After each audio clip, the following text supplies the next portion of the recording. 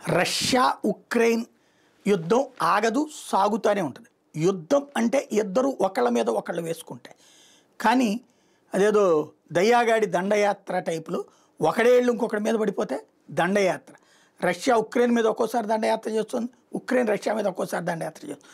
ఎవరి దగ్గర ఆయుధాలు ఎక్కువ ఉన్న రోజున అవతల వాళ్ళని కొట్టొస్తున్నారు. దీంతో ఆ యుద్ధం అలా కొనసాగుతూనే ఉంది. దండయాత్రల యుద్ధం అని కొత్త పేరు పెట్టాలేమో. తాజాగా పశ్చిమ ఉక్రెయిన్లోని టెర్నోపిల్ నగరం మీద రష్యా డ్రోన్లు క్షిపణులతో విరుచుకుపడింది. ఈ దాడిలో 25 మంది మరణించారని అత్యవసర సేవల విభాగం బుధవారం చెప్పింది. 2 9 అంతస్తుల భవనాల లక్ష్యంగా రష్యా దాడి చేసిందని ఉక్రెయిన్ ఆంతరంగిక వ్యవహారాల మంత్రి బొహోర్ క్లిమెంకో చెబుతున్నారు. ఈ దాడిలో 15 మంది పిల్లలు సహా మొత్తం 73 మంది క్షతగాత్రులయ్యారు. 476 డ్రోన్లని 48 క్షిపణుల్ని రష్యా ఉపయోగించింది. రష్యా ప్రయోగించిన క్షిపణుల్లో 6 మినహా అన్నింటినీ ధ్వంసం చేశామని ఉక్రెయిన్ వైమానిక దళం చెప్తుంది. మరి 6 వెళ్తే ఇంత పెద్ద విధ్వంసం జరుగుద్ది అంటే లేదు, వీళ్ళు నాటకాలు ఆడుతున్నారు.